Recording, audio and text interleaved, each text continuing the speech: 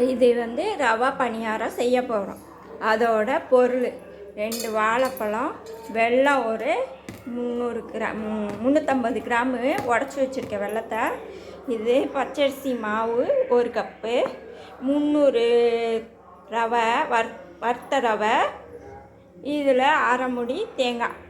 இந்த அரை மூடி தேங்காய் ஃபுல்லாக கட் பண்ணி இதில் வச்சுருக்கேன்.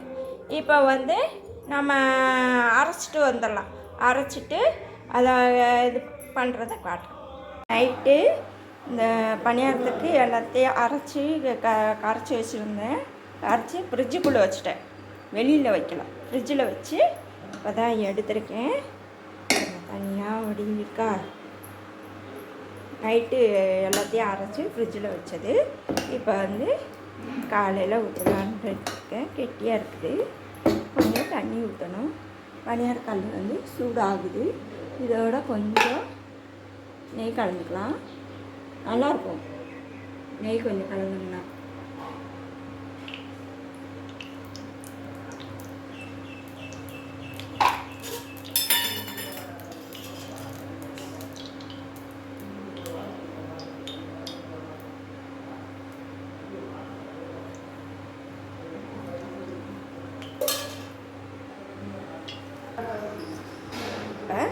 நல்லா கரைச்சி வச்சிட்டேன். இப்படி இருக்கு இந்த பதத்தில். இப்போ கொஞ்சம் கொஞ்சமாக ஊற்ற போகிறேன். அரை புளியாக ஊற்றிக்கோங்க.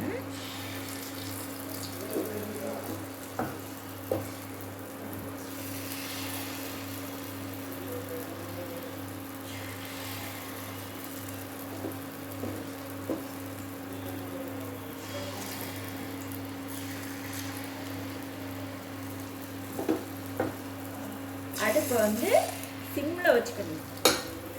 சிம்மில் வச்சாதான் இது நல்லா சக்தியாக வேகும். போட்டுக்கணும். அடுப்பை சிம்மில் வச்சு வேகணும். ரவா பணியாரத்தை இப்போ ஸ்லோவாக வச்சுருந்தோம்னா திருப்பி போட்டோம்.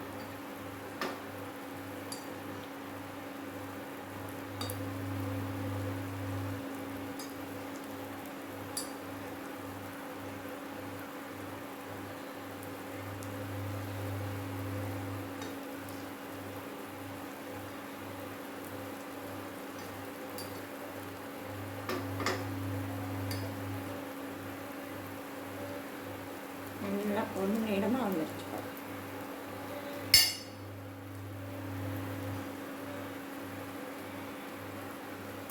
வேகட்டும். ஒன்றுன்னா நம்ம எடுத்துக்கிறோம். நல்லா வந்துருச்சு.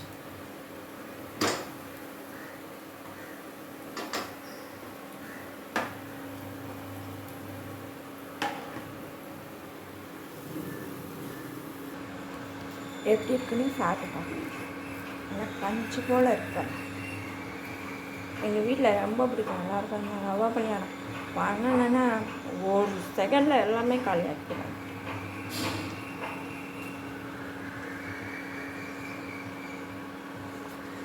சூப்பராக இருக்கும்.